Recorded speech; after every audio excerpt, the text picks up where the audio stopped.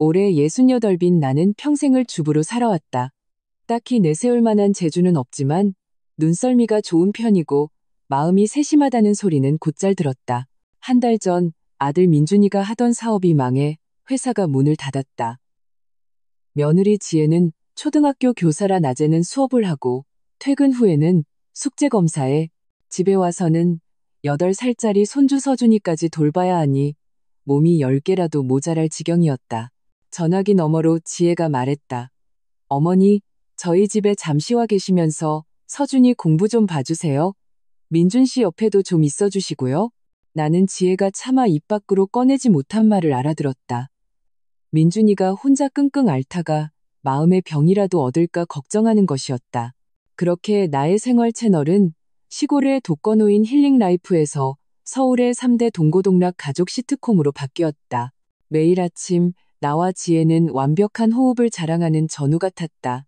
지혜가 늦잠 자는 서준이를 이불 속에서 파내는 동안 나는 따끈한 아침 식사를 식탁에 올렸다.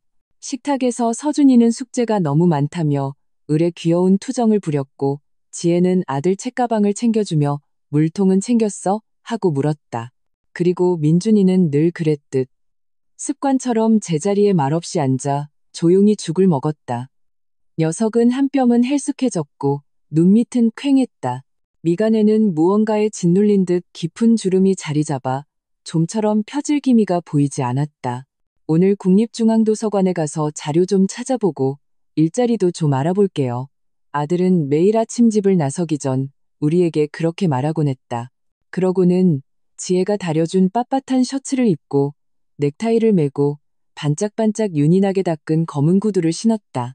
그 모습은 실직자라기보다 중요한 고객을 만나러 가는 대기업 부장님 같았다.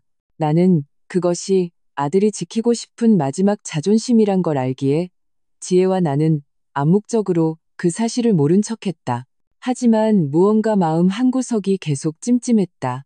어느 날 저녁 나는 여느 때처럼 현관에서 가족들이 벗어놓은 신발을 신발장에 정리하고 있었다. 서준이의 운동화에는 운동장 흙먼지가 가득했고 지혜의 하이힐 굽은 조금 달아있었다. 모두 지극히 정상이었다. 민준이의 구두를 집어들 차례가 되었을 때 나는 허리를 숙여 그 신발을 들었다. 익숙하면서도 낯선 냄새가 코를 찔렀다. 지하철역 선로에서 나는 듯한 퀴퀴한 쇠 냄새와 짙게 밴 담배 냄새가 뒤섞인 복합적인 냄새였다. 나는 순간 그 자리에 얼어붙었다. 민준이는 담배를 끊은 지 오래였다. 서준이가 태어난 후 아이에게 간접 흡연을 하게 할 수 없다며 굳게 다짐하고 끊었던 것이다. 나는 구두를 뒤집어 밑창을 보았다. 그걸 본 순간 심장이 쿵하고 내려앉았다. 이 구두는 내가 아는 구두였다. 석 달 전 아직 회사가 건재할 때 무슨 박람회에 참가해야 한다며 백화점에서 큰맘 먹고 산 것이었다. 할인을 받아도 30만 원은 좋게 넘었다. 그때 아들은 이 신발 밑창이 특수고무라 마모가 잘 안 된다며 자랑까지 했었다. 그런데 지금 구두굽 바깥쪽이 이미 한 부분이 평평하게 닳아 있었고 가장자리는 보풀까지 일어나 있었다. 나는 거친 손가락으로 닳아버린 부분을 쓸어보았다. 마음속에 작은 의심의 싹이 텄다. 하루 종일 도서관에 앉아 조용히 책을 보고 인터넷을 하는 사람이 어떻게 담배 냄새에 찌들고 어떻게 걸어야 구두 밑창이 이렇게 다를 수 있단 말인가? 저녁 식사 시간 민준이는 여전히 말이 없었다. 나는 밥 먹는 아들의 모습을 보다 못해 입을 열었다. 민준아, 너 요즘 많이 돌아다니니? 내 새 구두 밑창이 다 닳았던데. 반찬을 집던 민준이의 젓가락이 허공에서 멈칫했다. 그의 눈빛은 어딘가 흔들렸고 나와 지혜의 시선을 피했다. 아니에요. 그냥 도서관이랑 지하철역 오가는 정도죠. 요즘 좀 많이 걷긴 했나 봐요. 그는 얼버무리며 반찬을 자기 밥그릇에 담았다. 지혜는 남편의 이상한 낌새를 눈치채지 못하고 웃으며 남편을 거들었다. 어머니, 요즘 구두는 것만 번지르르하고 튼튼하지가 못해요. 그녀는 다정하게 민준이의 그릇에 김치찌개한 국자를 더 덜어주며 말했다. 이거 먹고 힘내요. 내일 또 힘내서 일 찾아봐야죠. 민준이는 응이라고 짧게 대답하고는 고개를 숙여 밥을 크게 한 입 퍼 넣었다. 나는 부부의 모습을 보며 목구멍까지 차올랐던 말을 도로 삼켰다. 어쩌면 정말 내가 늙어서 괜한 걱정을 하는 걸지도 모른다고 생각했다. 하지만 그날 밤 나는 침대에 누워 밤새 뒤척였다. 시간은 벽에 걸린 낡은 시계의 초침처럼 규칙적으로 소리 없이 흘러갔다. 민준이는 여전히 매일 아침 정장을 차려입고 집을 나섰지만 그의 표정은 날이 갈수록 불안해 보였다. 내 마음속 의심은 눈덩이처럼 불어났다. 일주일 후 마치 하늘이 내 마음속 중얼거림을 들었는지 직접 답을 주기로 결심한 듯했다. 그날은 수요일 저녁이었다. 하늘에 걸려있던 해가 순식간에 먹구름에 삼켜지더니 하늘 전체가 저녁 7, 8시처럼 어두워졌다. 내가 부엌에서 저녁을 준비하고 있을 때 굵은 빗방울이 예고도 없이 창문을 때리기 시작했다. 마치 유리를 깨부술 듯한 기세였다. 벽시계를 보니 5시가 다 되어가고 있었다. 민준이가 도서관에서 집으로 올 시간이었다. 나는 자리에서 일어나 베란다로 나갔다. 비는 억수같이 쏟아지는데 아들은 우산을 가져가지 않았다. 나는 휴대폰을 들어 아들에게 전화를 걸었다. 여보세요? 민준아, 밖에 비가 엄청 오는데 우산 없지? 엄마가 택시 불러서 국립중앙도서관으로 보낼까? 전화기 저편에서 잠시 침묵이 흘렀다. 누가 들어도 당황해서 말이 막힌 듯한 정적이었다. 나는 아무 말 없이 잠자코 들었다. 다음 순간 도서관과는 전혀 어울리지 않는 배경음이 귀에 들려왔다. 강남대로 방면 정체 중이니 우회하시기 바랍니다. 라디오 방송 소리였다. 거기에 자동차 엔진 소리와 사람들의 웅성거리는 소리까지 섞여 있었다. 마치 어떤 빌딩의 1층 로비나 오피스텔 아래 같았다. 아무튼 도서관은 절대 아니었다. 민준이의 목소리는 약간 당황한 기색이 엿보였다. 아, 아네요, 엄마. 저 친구랑 도서관 옆 카페에서 얘기 좀 하고 있어요. 이따가 친구가 차로 태워다 줄 거예요. 민준이가 사업에 실패한 후 형님 동생 하던 친구들은 하나같이 증발해버린 듯 전화 한 통 없었다. 그런데 갑자기 웬 친구가 그것도 이런 폭우 속에 차까지 태워준단 말인가? 무슨 친구인데 엄마도 아는 사람이니? 내가 캐묻자. 그는 아니에요. 엄마는 모르는 사람이에요. 라며 내가 더 물을까? 두려운 듯 서둘러 말했다. 엄마, 저 먼저 끊을게요. 알아서 갈 테니까 걱정 마세요. 전화는 끊겼지만 나는 한동안 휴대폰을 든 채 그대로 서 있었다. 창밖의 잿빛 비에 장막을 멍하니 바라보았다. 나는 서재로 들어가 책장에 꽂혀있던 낡은 서울 지도를 꺼냈다. 예전에 지혜가 서준이를 데리고 다니다 길을 잃을까봐 거리를 가르쳐 주려고 사둔 것이었다. 지도 위에는 빽빽한 노선과 빨간 펜으로 그려진 동그라미들이 가득했다. 나는 돋보기를 쓰고 강남대로가 어디 있는지 열심히 찾았다. 국립중앙도서관은 분명 서초동 근처에 있었다. 강남대로와는 전혀 상관없는 곳이었다. 두 지명이 한 통화에 동시에 등장하는 것은 아무리 생각해도 말이 되지 않았다. 나는 서재 앞 소파에 한참을 멍하니 앉아 있었다. 마음속의 의심은 축축한 옷처럼 가슴에 달라붙어 숨이 막혔다. 어머니로서 아들의 거짓말을 파헤쳐야 할까? 이것은 소파에 앉아있는 내게 가장 어려운 결정이었다. 솔직히 말해 내가 이 일을 파고들면 가족 간의 신뢰가 깨질까 두려웠다. 하지만 이대로 모른 척한다면 상황이 더 나빠질 거라는 것도 알고 있었다. 민준이는 마약을 하거나 아내를 때리는 아이는 아니었지만 사람이 한번 무너지면 어떤 이상한 손길이 그를 나락으로 끌어당길지 모르는 일이었다. 나는 녀석이 대체 누구와 어울리고 어디를 다니는지 알아내야만 했다. 하지만 지혜에게 섣불리 말할 수는 없었다. 그녀를 믿지 못해서가 아니었다. 그녀는 이미 너무 지쳐 있었다. 낮에는 일하고 밤에는 서준이 숙제를 봐주며 눈코 뜰 새 없이 바빴다. 여기에 내 의심까지 얹어주면 만약 그녀가 조급한 마음에 민준이와 다투기라도 한다면 이 집은 정말로 무너질 터였다. 우선은 내가 먼저 확실히 알아봐야 했다. 그 비 오던 날의 통화 이후 민준이가 집에 오는 시간은 점점 늦어졌다. 어떨 때는 밤 9시가 넘어서야 지친 몸을 이끌고 들어왔다. 그의 몸에서는 술과 담배 냄새가 점점 더 심해졌다.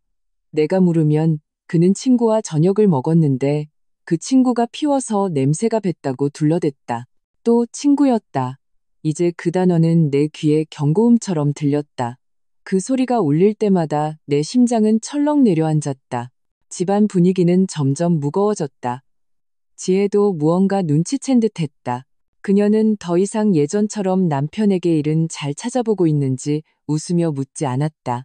대부분의 시간 그녀는 말없이 민준이에게 밥을 차려주고 그가 넉나간 사람처럼 식사를 마치는 것을 지켜본 뒤 묵묵히 식기를 치울 뿐이었다.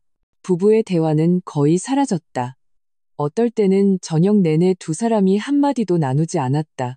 서준이는 이 집의 유일한 햇살이었다. 녀석이 시험지를 들고 와 사인을 해달라고 할 때만 이 집에는 간신히 생기가 돌았다. 내 마음속 걱정은 발효되는 반죽처럼 나날이 부풀어 올라 가슴을 터뜨릴 것만 같았다. 몇 번이고 지혜를 붙잡고 내 모든 의심을 털어놓고 싶었지만 억지로 웃음 짓는 그녀의 얼굴을 보면 말이 목구멍에서 막혔다. 그녀는 이 집의 기둥이었다. 내가 먼저 그녀를 흔들 수는 없었다. 나는 좀 더 확실한 증거를 기다리기로 했다. 그런데 그 증거가 그렇게 빨리 그리고 그렇게 나를 경악하게 할 줄은 몰랐다. 그날 아침 서준이와 지혜가 집을 나선 뒤 나 혼자 베란다에서 빨래를 널고 있었다. 아래층에서 우편 배달부의 오토바이 소리가 들렸고 잠시 후 우편함에 편지가 들어오는 소리가 났다. 나는 빨래를 내려놓고 우편물을 가지러 갔다. 대부분은 공과금 고지서나 광고지, 그리고 은행 거래 내역서였다. 정리를 거의 마쳤을 때 편지 한 통이 툭 떨어졌다. 매끄러운 연회색 봉투 위에는 내가 처음 보는 회사 이름이 인쇄되어 있었다. 글로벌 드래곤 자산운용. 이름은 거창했지만 왠지 모르게 불길한 느낌이 들었다. 요즘 사회면 뉴스에서 많이 보던 이름은 화려하지만 실체는 불분명한 그런 종류의 투자나 대출 사기 회사 같았다. 수신이는 민준이의 이름이었고 주소도 정확했다. 내 손가락에 힘이 들어갔다. 이 편지를 그냥 둬야 했다. 아들의 사적인 우편물을 열어봐서는 안 됐다. 하지만 지금 보지 않으면 모든 것이 드러났을 때는 이미 늦을지도 모른다는 생각이 들었다. 나는 부엌으로 주전자에 물을 끓였다. 김이 피어오르자 나는 편지 봉투를 조심스럽게 김 위로 가져갔다. 천천히 봉투 입구에 풀이 눅눅해지며 느슨해졌다. 나는 손가락 끝으로 살살 봉투를 열었다. 안에는 접힌 서류 한 장이 들어있었다. 그것을 꺼낼 때 내 손은 떨리고 있었다. 투자계약 잔금납부 독촉장. 검고 굵은 글씨가 맨 위에 박혀 있었다. 그 아래에는 내가 알아들을 수 없는 단어들이 빽빽하게 적혀 있었다. 엔젤 투자, 지분 인수, 자본금, 담보 설정. 나는 미간을 찌푸리며 읽어내려갔지만 한 군데는 아주 명확하게 보였다. 오른쪽 하단에 붉은색 굵은 글씨로 표시된 부분이었다. 미납금 0만 원. 7일 이내에 잔금 납부를 완료하지 않을 경우 투자 자격을 포기하는 것으로 간주함. 나는 식탁에 앉아 한참 동안 그 편지를 멍하니 쳐다봤다. 끓었던 주전자에 온기가 식어가는 동안 공기는 굳어버린 듯했다. 0만 원. 지금 우리 부부에게는 결코 작은 돈이 아니었다. 지혜의 월급은 안정적이지만 많지 않았고 민준이가 실직한 몇 달 동안 생활비는 대부분 예전 저축으로 충당하고 있었다. 그런데 갑자기 무슨 투자를 한단 말인가? 나는 그 종이를 꽉 쥔 채 가슴이 돌로 짓눌린 듯 답답했다. 사업은 이미 접었다고 하지 않았나? 잠시 쉬면서 재충전하겠다고 하지 않았나? 녀석이 또다시 무언가를 시작하려는 걸까? 아니면 누군가에게 사기를 당하고 있는 걸까? 나는 문득 예전에 TV에서 봤던 사기 수법들이 떠올랐다. 친구가 소개해준 고수익 투자 기회, 곧 상장될 회사인데 마지막 자금이 필요하다는 감언이설. 그럴듯하게 들리지만 결말은 항상 돈과 사람을 모두 잃고 가족에게 빚만 남기는 것이었다. 내 아들이 그런 일을 당하고 있는 걸까? 손이 얼음물에 담근 것처럼 차가워졌다. 나는 조심스럽게 편지를 다시 봉투에 넣고 증기로 눅눅해진 부분을 다시 붙였다. 이 모든 일을 마치자 나는 기운이 다 빠져 소파에 주저앉았다. 창밖의 하늘이 점점 어두워지고 있었지만 나는 이 집을 뒤덮은 먹구름이 그 어느 때보다도 짙고 무겁게 느껴졌다. 이 일은 더 이상 숨길 수 없었다. 나 혼자 감당할 수 없었다. 지혜에게 말해야 했다. 우리가 함께 민준이를 벼랑 끝에서 끌어내야 했다. 그날 저녁 내내 나는 밥을 제대로 넘기지 못했다. 식탁에서 몇 번이고 민준이를 쳐다보며 그의 지친 얼굴에서 무언가 단서를 찾으려 했지만 그는 시종일관 고개를 숙인 채 말없이 밥만 먹었다. 그 편지는 거실 탁자 위 고지서 더미 속에 조용히 놓여 있었다. 그는 집에 돌아와 힐끗 보고는 아무렇지 않게 그곳에 던져두었다.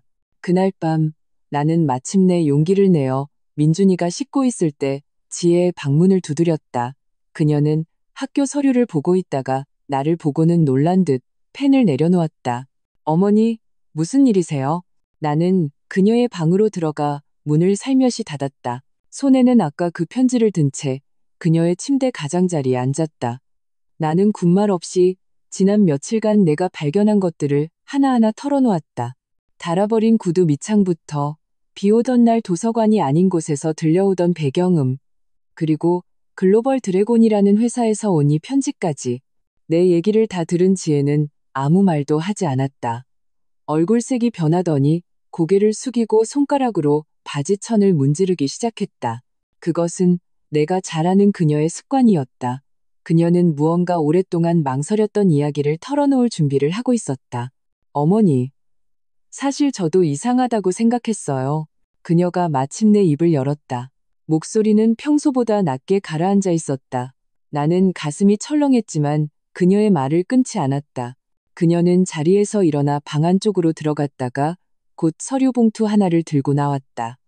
그녀는 봉투 안의 내용물을 탁자 위에 쏟아냈다. 그것은 그녀가 문서 세 단기에서 나온 종이 조각들을 하나하나 다시 붙여놓은 것들이었다. 민준 씨가 요즘 서재 세 단기를 자주 썼어요. 지혜는 그 조각들을 가리키며 말했다. 며칠 전부터 이상한 기분이 들어서 쓰레기 봉투를 뒤져서 이걸 찾아냈어요. 이틀 밤을 새워서 겨우 맞춰봤어요. 나는 돋보기를 쓰고 다가가 살펴보았다. 스카치 테이프로 이어붙인 종이 조각들은 화려하게 인쇄된 홍보 전단지였다. 부의 공식을 손에 넣어라. 제2의 삼성전자가 될 기회. 같은 과장된 문구들이 적혀 있었다. 그럴듯해 보이는 도표와 데이터도 있었다. 지혜는 또 자신의 휴대폰을 꺼내 내가 처음 보는 앱을 열었다. 어머니, 이것 좀 보세요. 그녀는 휴대폰을 내게 건넸다. 이건 민준 씨랑 저랑 연동해 놓은 건강 앱인데 매일 얼마나 걸었는지 기록돼요. 원래는 신경도 안 썼는데 지난주에 우연히 봤더니 민준 씨 하루 걸음수가 매일 15, 0보가 넘어요. 화면에는 들쑥날쑥한 막대 그래프가 가득했다. 최근 한 달간의 그래프는 모두 비정상적으로 높았다. 15, 0보. 나는 나지막이 읊조렸다. 그럼 얼마나 걸어야 하는 거야? 네. 지혜의 목소리가 가늘게 떨렸다. 하루 종일 도서관에 앉아있는 사람이 기껏해야 3, 0보도 걷기 힘들어요. 어머니, 민준 씨는 매일 온종일 교실을 뛰어다니는 저보다도 더 많이 걷고 있어요. 그녀는 그 서류 봉투에서 은행 통장 하나를 더 꺼내 가장 최근 페이지를 펼쳐 보였다. 그리고 이거요. 저희 공동 계좌인데 이번 달에 3번이나 돈이 빠져나갔어요. 500만 원, 1, 0만 원, 또 500만 원.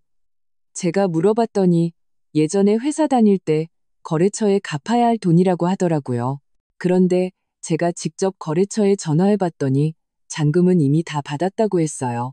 닳아버린 구두 밑창, 분주함이 느껴지는 냄새, 존재하지 않는 친구, 비정상적으로 높은 걸음수, 빠져나간 예금, 갈기갈기 찢긴 전단지, 그리고 마지막으로 이 0만 원을 독촉하는 편지까지.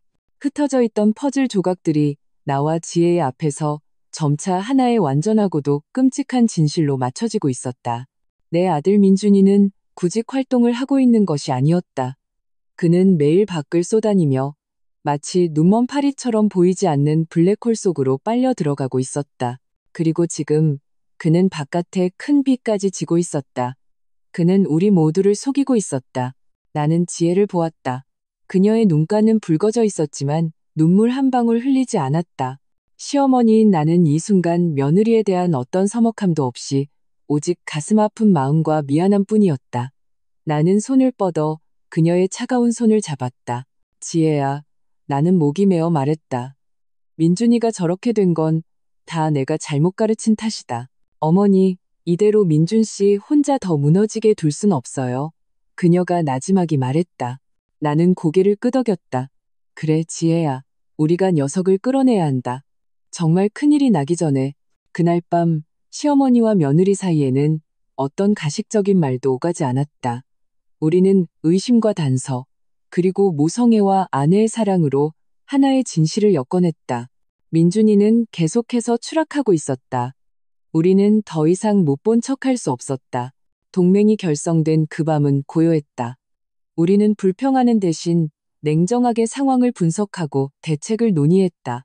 바로 탄패, 정면으로 맞서는 것 하면 안 돼요. 지혜가 먼저 침묵을 깼다. 그 사람은 지금 눈이 뒤집힌 도박꾼 같아요. 우리가 도박판에서 끌어내려고 할수록 우리가 자기 앞길을 막는다고 생각할 거예요. 우선 그 사람이 매일 누굴 만나고 어딜 가는지부터 알아내야 해요.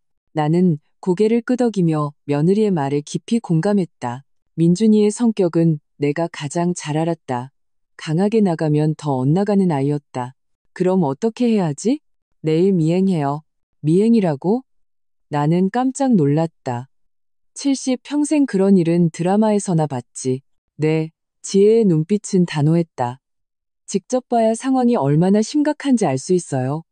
어머니, 하실 수 있겠어요? 나는 며느리의 굳은 결의에 찬 눈을 보았다. 마음속에 있던 일말의 두려움이 눈 녹듯 사라졌다. 아들을 위해서라면 뭔들 못하겠는가. 나는 힘주어 고개를 끄덕였다. 해야지. 다음 날 아침 집안 분위기는 평소와 같으면서도 어딘가 달랐다. 나와 지혜는 아무렇지 않은 척했다. 나는 평소처럼 아침을 준비했고 지혜는 서준이를 재촉했다. 하지만 우리의 눈빛이 허공에서 마주칠 때마다 말하지 않아도 통하는 긴장감이 흘렀다. 민준이는 평소처럼 아침을 먹고 그의 전투복을 챙겨 입었다. 그가 허리를 숙여 구두를 신는 순간 나와 지혜는 눈빛을 교환했다. 작전 개시였다. 어머니, 저 오늘 학교에 반찬했어요. 어머니 병원에 모시고 가서 검사 좀 받으려고요. 요즘 무릎 안 좋다고 하셨잖아요. 지혜가 가방을 들며 내게 말했다. 아, 그래. 나는 서둘러 맞장구를 쳤다.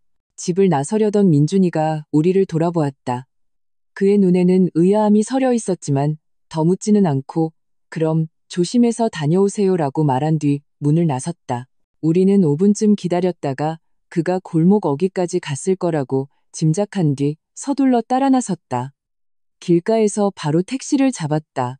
기사님, 저 앞에 정장 입고 서류 가방 든 남자분, 거리 좀 두고 따라가 주세요. 기사 아저씨가 백미러로 우리를 힐끗 쳐다봤다.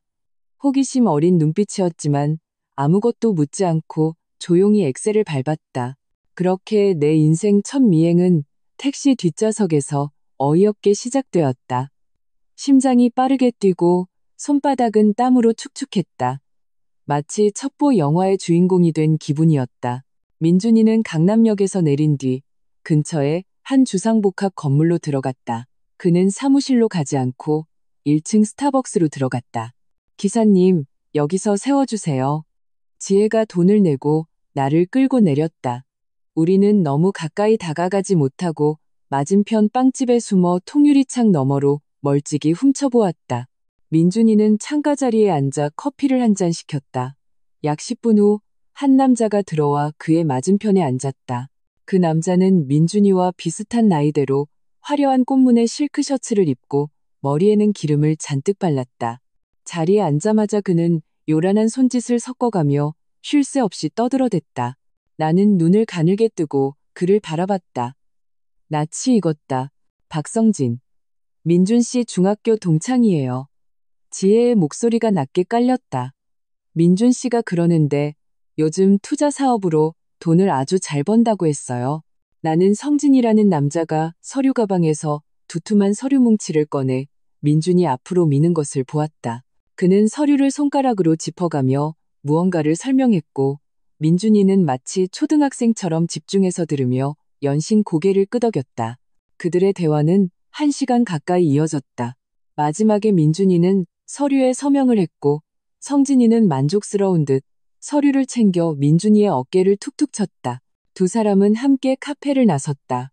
나와 지혜는 서둘러 빵집 기둥 뒤로 몸을 숨겼다. 그들은 헤어지지 않고 나란히 은행 쪽으로 걸어갔다. 나는 민준이의 뒷모습을 보았다. 한때 자랑스러웠던 그 뒷모습이 지금은 너무나 낯설고 심지어 조금은 비굴해 보이기까지 했다. 그들은 은행으로 들어갔다. 나와 지혜는 더 따라 들어가지 못하고 맞은편 건물 아래에서 마치 유령처럼 초조하게 기다릴 뿐이었다. 시간은 1분 1초가 흐를수록 내 마음을 천천히 갉아먹었다. 나는 민준이가 안에서 무엇을 하는지, 송금을 하는지, 대출을 받는지, 아니면 더 끔찍한 일을 하고 있는지 알 수 없었다. 30분쯤 지났을까 그들이 나왔다. 무언가 합의를 본 듯 두 사람 모두 환하게 웃고 있었다. 나는 직감했다. 아들은 이미 깊이 빠져버렸다고. 집으로 돌아오는 택시 안은 죽음처럼 고요했다. 나와 지혜는 아무 말도 하지 않았다. 창밖의 풍경이 빠르게 스쳐 지나갔지만 그 어느 것도 우리 눈에 제대로 들어오지 않았다. 골목 어귀에 택시가 멈추고 지혜가 요금을 낼 때 나는 그녀의 손이 미세하게 떨리고 있는 것을 보았다. 집에 돌아오자마자 지혜는 쉬지도 않고 서재 컴퓨터를 켰다. 나는 묵묵히 그녀에게 따뜻한 물 한 잔을 가져다 주고 등 뒤에 서서 그녀가 키보드를 빠르게 두드리는 것을 지켜보았다. 어머니, 보세요. 지혜가 모니터를 가리켰다. 그녀는 먼저 글로벌 드래곤 자산운용이라는 회사를 검색했다. 놀랍게도 인터넷에는 그 회사에 대한 부정적인 정보가 거의 없었다. 매우 전문적으로 보이는 공식 홈페이지에는 각종 성공 투자 사례와 재테크 전문가들의 추천 영상이 즐비했다. 보기에는 멀쩡한 회사 같은데 내가 중얼거렸다. 그게 저 사람들 수법이에요. 지혜의 목소리는 냉정했다. 요즘 사기꾼들은 포장을 잘해요. 겉모습을 번지르르하게 만들수록 사람들이 경계심을 풀거든요. 이어서 지혜는 검색창에 박성진이라는 이름을 입력했다. 곧 그 화려한 셔츠의 남자의 SNS 계정이 나타났다. 계정은 전체 공개였고 들어가자마자 온통 자랑질하는 사진들로 가득했다. 배경은 외제차 운전대나 고급 레스토랑의 와인잔이었고 요트 파티나 해외 스키 여행 사진도 넘쳐났다. 모든 사진이 세상에 자신의 성공을 과시하는 듯했다. 지혜는 끈기 있게 사진을 하나하나 내려보았다. 마침내 정장을 입은 여러 남녀와 함께 찍은 단체 사진에서 그녀가 멈췄다. 사진을 확대하자 배경에는 회사 로고가 걸린 벽이 보였다. 그 로고는 바로 글로벌 드래곤이었다. 사진 설명에는 이렇게 쓰여 있었다.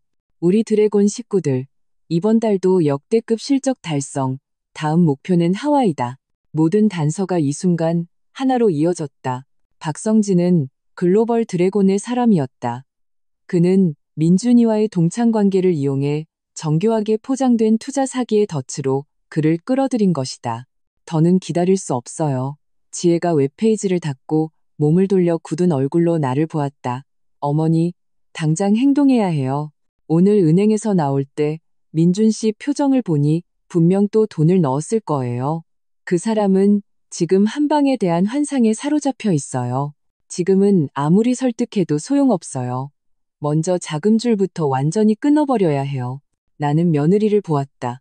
평소에는 온화하고 현명한 초등학교 선생님인 그녀가 지금은 마치 백전노장 여장군 같았다.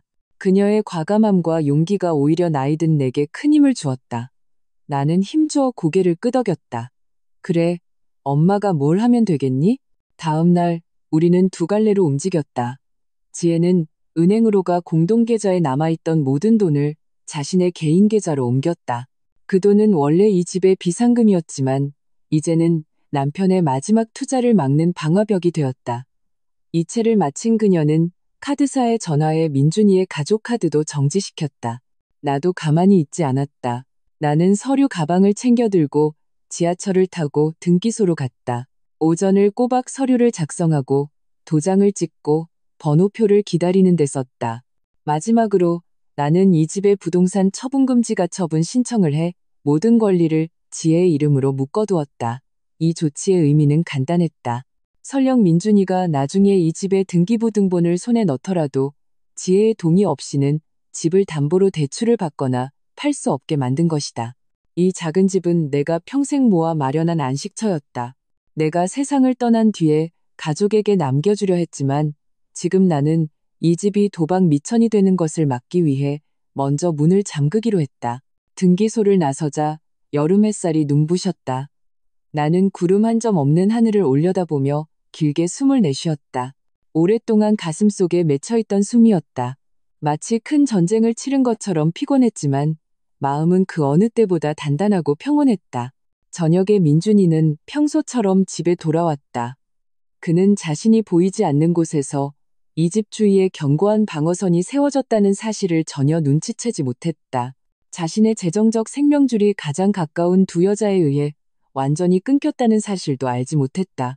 식탁에서 나는 그가 가장 좋아하는 돼지갈비찜을 한 점 덜어주었고 지혜는 서준이에게 학교에서 있었던 재미있는 일을 물었다. 모든 것이 평온해 보였다.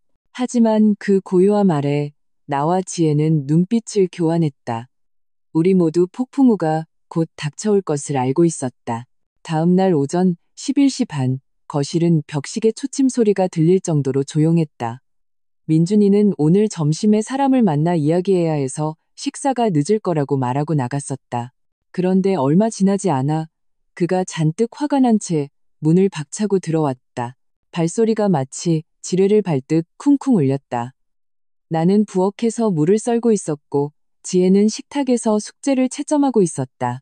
우리는 문이 쾅 하고 닫히는 소리를 똑똑히 들었다. 돈 어디로 옮겼어? 민준이가 휴대폰을 든 채 거실로 뛰어들어왔다. 얼굴은 시커멓게 변해 있었다. 지혜가 자리에서 일어났다. 말투는 차분했다. 그냥 우리 공동 계좌에 있던 돈, 좀 더 안전한 곳으로 옮겨놓은 것뿐이에요. 그 돈엔 내 돈도 있잖아. 그는 거의 소리를 질렀다. 어떻게 말 한마디 없이 그걸 다 빼가. 우리가 부부 맞아? 나는 부엌에서 나와 썰다만 물을 도마에 내려놓고 손을 닦으며 말했다. 민준아, 앉아라. 할 얘기가 있다. 엄마도 알고 있었어요? 엄마도 이 사람이 돈 빼는 거 알고 있었냐고요. 그는 나를 향해 돌아섰다. 얼굴에는 놀라움과 분노가 뒤섞여 있었다. 두 사람이 짜고 날 감시한 거예요? 나는 대답 대신 서재 책장에서 두 가지를 꺼내 식탁 위에 올려놓았다. 편지 한 통과 통장 사본이었다. 민준이는 글로벌 드래곤에서 온 독촉장을 보고는 얼굴이 순식간에 굳어졌다. 그는 입술을 꽉 다물고 미납금이 0만 원이라는 붉은 글씨에서 눈을 떼지 못했다. 우리한테 언제 말할 생각이었어요? 지혜가 물었다. 민준이는 고개를 들어 우리를 보더니 잠시 침묵하다가 냉소를 지었다. 이게 뭐 그리 대수라고요. 투자 기회예요. 제 친구가 소개해 준 건데 그 회사가 지금 동남아 제약회사랑 큰 계약을 논의 중이에요. 이번 투자만 성공하면 바로 상장한다고요. 아직도 그런 소리를 하고 있니? 나는 끓어오르는 화를 억누르며 물었다. 네가 지금 무슨 짓을 하고 있는지 알기나 해? 민준이는 이를 악물었다. 감정이 격해지는 것이 보였다. 엄마, 두 분 걱정하실까봐 말 안 한 거예요? 나쁜 짓 한 거 아니에요. 재기하려고 발버둥 치는 거라고요. 지금 다들 내가 실패했다고 생각하지만 나만 알아요. 이번 한 번만 성공하면 모든 걸 되돌릴 수 있어요. 지혜가 그를 쳐다봤다. 눈빛이 낯설고 차가워졌다. 당신이 말하는 재기라는 게 우리 예금이랑 우리의 미래 학자금까지 끌어다 도박판에 거는 거예요? 민준 씨, 당신은 이제 혼자가 아니에요. 가정이 있고 책임이 있다고요. 이건 온 가족의 미천을 불구덩이에 던지는 짓이에요. 도박 아니야. 이건 정식 투자고 신사업이고 기회라고. 그의 목소리가 점점 커졌다. 마치 목소리 크기로 우리의 의심을 덮으려는 듯했다. 두 사람은 이 바닥을 몰라서 그래요. 그 회사 내년에 상장할 가능성이 아주 높아요. 그때가 되면 우리 돈은 3배, 5배로 불어날 거라고요. 나는 그의 목소리를 들으며 문득 낯설다는 생각이 들었다. 그는 우리를 설득하는 것이 아니라 자기 자신을 설득하고 있었다. 그의 눈에는 아직 빛이 있었다. 바닥까지 추락했지만 여전히 자신이 장군이라고 착각하는 자의 빛이었다. 그게 네 친구 회사라고 했지. 성진이 말이니? 그의 눈빛이 흔들렸다. 내가 말을 이었다. 너희 둘이 카페에서 만나는 거, 네가 서류 뒤적이는 거, 그 애가 널 은행에 데려가는 거. 엄마랑 지혜가 다 봤다. 미행했어요? 네, 지혜가 단호하게 말했다. 그는 이를 악물었고 얼굴 근육이 실룩거렸다. 대체 무슨 자격으로? 우리가 당신 가족이니까. 나와 지혜가 동시에 말했다. 민준이는 우리를 쳐다봤지만 대꾸하지 않았다. 나는 한숨을 쉬고 그의 곁에 앉았다. 민준아, 엄마도 네가 실패해서 속상한 거 알아. 하지만 아무리 꿈이 있어도 급하다고 아무데나 손을 내밀면 안 돼. 넌 너무 조급했어. 우리는 당신 꿈을 꺾으려는 게 아니에요. 지혜의 목소리가 조금 부드러워졌다. 우리는 당신을, 그리고 이 가정을 지키고 싶은 거예요. 거실에 침묵이 흘렀다. 창문으로 들어온 햇살이 바닥에 네모난 빛 조각을 만들었다. 그 빛은 빛 독촉이 적힌 종이를 비추었고 붉은 글씨는 더욱 눈에 아프게 밝혔다. 엄마, 정말 분했어요. 민준이가 마침내 입을 열었다. 몇 년 동안 사업에 매달려서 겨우 자리 좀 잡나 싶었는데 코로나 때문에 한순간에 다 무너졌어요. 회사도 명성도 다 잃었어요. 밖에 나가서 사람들한테 무슨 말을 해도 다들 날 사기꾼 취급했어요. 그런데 이번에 성진이가 말해준 그거는 정말 가능성이 있어 보였어요. 그래서 요즘 계속 투자 설명회 쫓아다니고 너무 재기하고 싶었어요. 우리 세 사람은 삼각형처럼 앉아 있었다. 아무도 말이 없었고 벽시계 소리만 들렸다. 민준이의 얼굴은 창백했고 눈빛에는 여전히 지기 싫어하는 고집이 서려 있었다. 그는 자기가 틀리지 않았다고, 그건 정식 투자고 기회라고 말했다. 하지만 말을 이어갈수록 그의 목소리는 점점 작아져 나중에는 거의 들리지 않았다. 지혜가 노트북을 가져와 웹사이트 몇 개를 열어 그에게 보여주었다. 그녀가 어젯밤 찾아놓은 자료였다. 직접 봐요. 그녀는 차분하게 말했다. 화면에는 한 피해자의 글이 떠 있었다. 수억 원을 투자했지만 한 푼도 돌려받지 못했고 회사는 이미 사라졌다는 내용이었다. 다른 기사에는 글로벌 드래곤 자산운용 불법 자금 모집 의혹이라는 제목이 붙어 있었다. 민준이는 모니터를 보며 처음에는 억지 웃음을 지었다. 인터넷에 떠도는 걸 어떻게 다 믿어. 성진이가 그러는데 회사가 지금 구조조정 중이라 단기 유동성이 좀 부족한 것뿐이래. 내가 그의 말을 끊었다. 민준아, 네가 아직도 그 친구를 믿는다면 직접 가서 확실히 물어봐. 네 친구라며 원금은 언제든 돌려받을 수 있다고 했다며 가서 정말 돌려받을 수 있는지 물어보라고. 지혜가 말을 보탰다. 그래요, 한번 해봐요. 안전한 투자라면서요. 안전하다면 돈을 돌려달라고 해봐요. 그럼 우리도 안심할 테니까. 민준이는 잠시 침묵하다가 자신의 손을 내려다보았다. 손톱 끝이 약간 찢어져 있었다. 그는 엄지손가락으로 그곳을 계속 만지작거렸다. 물어볼게요. 그가 마침내 말했다. 내일 가서 물어볼게요. 다음 날 오후 그는 일찌감치 집을 나섰다. 나는 거실에 앉아 기다렸고 지혜는 학생들의 숙제를 채점했다. 시간은 1분 1초 느리게 흘러갔고 밖의 빛은 밝음에서 어둠으로 그림자는 창가에서 소파다리 밑으로 서서히 옮겨갔다. 저녁 5시가 넘어서야 문이 열렸다. 민준이가 들어왔을 때 그의 표정은 마치 한 대 얻어맞은 사람처럼 얼떨떨했다. 겉옷에는 빗물이 조금 묻어 있었다.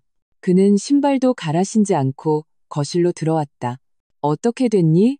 내가 물었다. 그는 대답 없이 자리에 앉아 휴대폰을 꺼내 우리에게 보여줬다. 화면에는 문자 메시지 한 줄이 떠 있었다. 발신인은 박성진이었다. 최근 회사 자금 사정이 안 좋아서 지금 당장은 환불이 어렵다. 다음 주에 내가 담당자랑 얘기해 볼 테니 일단 기다려봐. 그게 전부였다. 짧은 몇 글자, 호칭도 위로도 약속도 없었다. 지혜가 미간을 찌푸렸다. 그럼 사람은? 직접 만났어요? 민준이가 고개를 저었다. 그 자식이 말한 사무실에 가봤는데 문이 잠겨 있었어. 아래층 경비 아저씨가 그러는데 지난주에 이미 이사 갔대. 그의 목소리가 떨렸다. 전화했더니 처음엔 안 받다가 나중엔 음성사서함으로 넘어가고 다시 거니까 없는 번호라고 나와. 그는 고개를 들어 우리를 보았다. 그 표정은 마치 영혼이 빠져나간 사람 같았다. 나는 그에게 다가가 손에서 휴대폰을 조심스럽게 가져왔다. 화면에는 여전히 그 메시지가 떠 있었다. 하얀 배경의 검은 글씨가 마치 차가운 영수증처럼 보였다. 그놈이 널 속인 거야. 내가 말했다. 민준이는 대답 없이 쓴웃음을 지었다. 너무나 가벼운 웃음이었지만 그의 온몸은 미세하게 떨리고 있었다. 걔가 절대 문제없다고 했는데 그는 읊조리듯 반복했다. 원금은 언제든 찾을 수 있다고 했고 회사가 지금 확장 단계라고 했고 그 사람이 한 모든 말은 당신이 고개를 끄덕이길 기다린 말들이에요. 지혜가 차갑게 말했다. 그 사람이 원한 건 당신의 신뢰가 아니라 당신의 돈이었어요. 민준이는 고개를 숙이고 두 손으로 얼굴을 감쌌다. 목소리가 손바닥 안에서 웅얼거렸다. 내가 정말 바보였어. 나는 그의 어깨에 손을 얹었다. 그 순간 그가 완전히 무너져 내리는 것이 느껴졌다. 그의 숨결은 거칠게 떨렸다. 민준아, 누구도 네가 실패하는 걸 보고 싶어 하지 않아. 내가 나지막이 말했다. 하지만 이걸 알아야 해. 진짜 패배는 자기가 절대 지지 않을 거라고 믿으면서 현실을 인정하지 않는 거야. 그런 사람이 가장 어리석은 거란다. 민준이는 고개를 떨구고 모든 것을 체념한 듯 그 자리에 앉아 있었다. 더 이상 변명도 항변도 하지 않았다. 그저 미안해요. 정말 미안해요. 두 사람을 이렇게 힘들게 할 생각은 없었어요. 라고 말했다. 집안은 한동안 고요했다. 지혜가 그에게 물 한 잔을 건넸다. 밖에서는 다시 비가 내리기 시작했다. 베란다 지붕을 때리는 빗소리가 너무 오랫동안 미뤄졌던 각성의 순간처럼 세밀하게 들려왔다. 다음 날 아침, 민준이는 밤을 꼬박 새운 듯 안색이 몹시 나빴다. 그는 식탁에 앉아 물컵만 쳐다보며 유리잔 가장자리를 무의식적으로 맴돌았다. 그가 먼저 입을 열었다. 엄마, 지혜야, 내가 쓴 돈 전부 다 말할게. 당신들도 알 권리가 있어. 나와 지혜는 서로를 쳐다보았지만 아무 말 없이 그가 계속 말하기를 기다렸다. 처음에 우리 공동계좌에서 500만 원을 뺐어. 그리고 내 개인 통장에 있던 돈까지 합쳐서 0만 원 정도. 그는 숨을 골랐다. 그러고 나서 1억 원을 대출받았어. 내 신용대출이랑 카드론으로. 지혜의 안색이 살짝 변했지만 그녀는 아무 말 없이 고개를 끄덕이며 공책에 무언가를 기록했다. 총 1억 5,500만 원을 넣었어. 민준이는 말을 마치고는 마취등에서 무거운 짐을 내려놓은 듯 완전히 주저앉았다. 손에서도 힘이 빠졌다. 이 돈. 그의 목소리는 한숨 같았다. 전부 다 들어갔어. 아무런 대비도 없이, 당신들이랑 상의도 없이.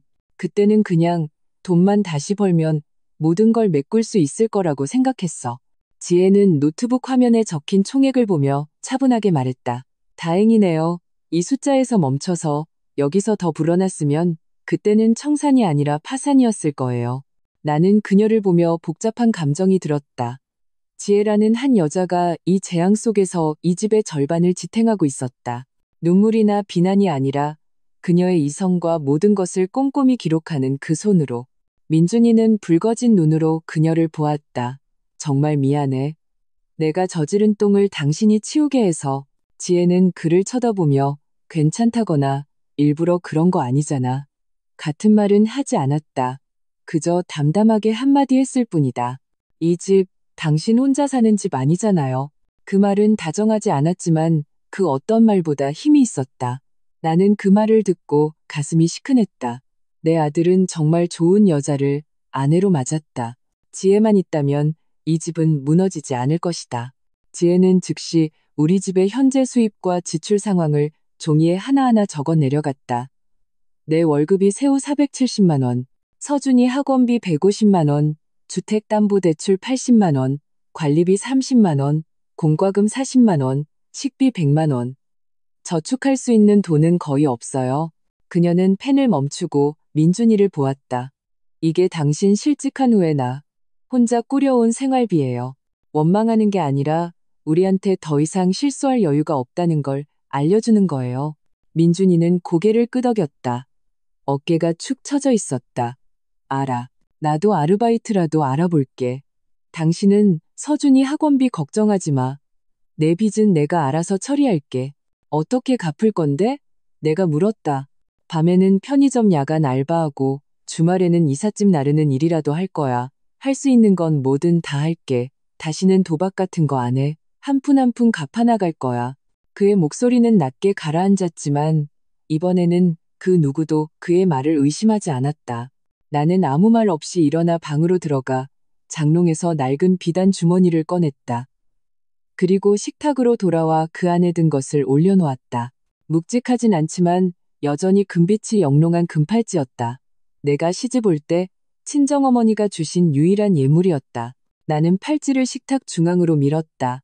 이거 팔아서 보태라. 얼마가 나오든. 민준이는 그것을 보자마자 벌떡 일어났다. 엄마, 안 돼요. 이건 절대 안 돼요. 제가 알아서 할게요. 네가 알아서 해야지. 당연히. 나는 그의 말을 끊었다. 이건 내 책임이지. 내 빚이 아니야. 하지만 나는 너희들 엄마다. 너희가 고생하는 걸 옆에서 보고만 있진 않을 거야. 나는 그 팔찌를 보며 천천히 말했다. 이 팔찌는 내 잘못을 덮어주려고 내놓는 게 아니야.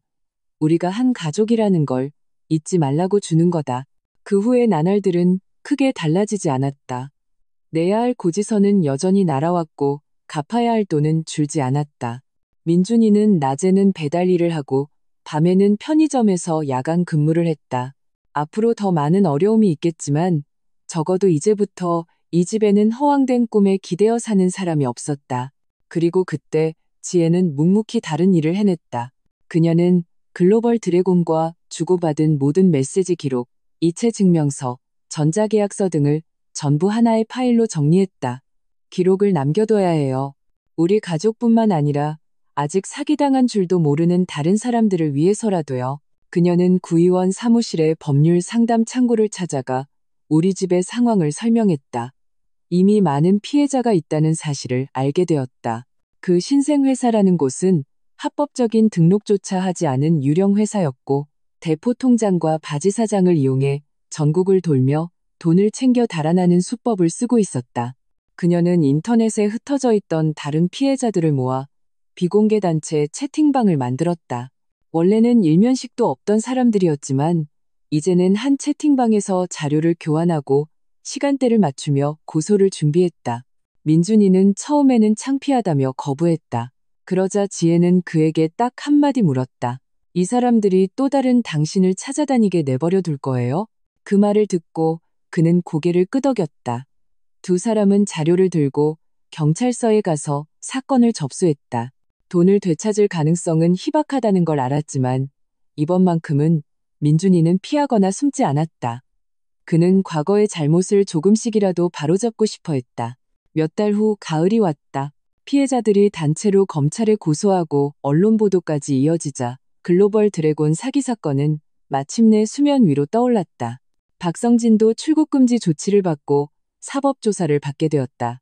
우리가 사기당한 돈은 대부분 돌려받지 못할 테지만 뉴스에서 그 사기꾼들이 초라한 모습으로 조사받는 것을 보며 우리 가족은 모두 속이 후련했다. 정의는 비록 늦게 왔지만 오기는 왔다. 우리 집의 삶도 서서히 제 궤도를 찾아갔다. 민준이는 더 이상 아르바이트를 하지 않고 과거 사장이었다는 허울을 버리고 작은 회사에 평사원으로 입사했다. 월급은 많지 않았지만 그는 성실하게 일하며 자신이 진 빚을 묵묵히 갚아나갔다. 퇴근 후에는 더 이상 방에 틀어박혀 있지 않고 서준이 숙제를 봐주거나 지혜에게 학교에서 있었던 일을 들어주며 설거지도 도맡아 했다. 그의 얼굴에는 웃음이 늘었고 집안 공기도 다시 따뜻하고 편안해졌다. 어느 주말 저녁 석양이 거실을 따뜻한 주황빛으로 물들였다. 나는 여느 때처럼 현관에서 가족들이 벗어놓은 신발을 정리했다. 나는 민준이의 구두를 집어들었다. 그는 여전히 이 구두를 신고 있었다. 밑창에는 새롭고 균일한 마모의 흔적이 있었다. 그것은 매일 지하철역에서 사무실까지 그리고 사무실에서 다시 집까지 걸어오는 규칙적이고 안정된 삶의 흔적이었다. 나는 그 구두를 들고 현관에 오랫동안 서 있었다. 구두 밑창의 흔적은 한 사람이 걸어온 세월과 같았다. 나는 기뻤다. 내 아들의 길이 마침내 단단한 땅을 딛고 다시 집으로 돌아왔다는 사실에. 당신은 이런 상황을 어떻게 보십니까? 집안의 아들이 어려움에 처했을 때 어른으로서 묵묵히 지지해야 할까요? 아니면 과감하게 개입해야 할까요? 만약 당신이 그 어머니였다면 평생 간직해온 금팔찌를 내놓으셨을까요? 혹은 당신이 그 아내였다면 가정과 현실의 압박 속에서 어떤 결정을 내리셨을까요? 어떤 이들은 남자가 한 번 실패하는 것은 별일 아니며 다시 일어서면 된다고 말합니다. 또 다른 이들은 한 사람의 충동 때문에 가정이 더 이상 끌려 내려가서는 안 되며 강하게 나설 때는 강하게 나서야 한다고 생각합니다. 사람마다 그리고 가정마다 상황은 다릅니다. 우리는 결론을 내리지 않겠습니다. 다만 당신의 경험과 생각을 듣고 싶습니다. 주변에서 비슷한 상황을 겪은 적이 있으신가요? 당신이라면 어떻게 하시겠습니까? 댓글로 당신의 의견을 남겨주세요. 더 많은 사람이 다양한 목소리를 듣고 어쩌면 비슷한 어려움을 겪고 있는 누군가에게 작은 방향을 제시해 줄 수도 있을 것입니다.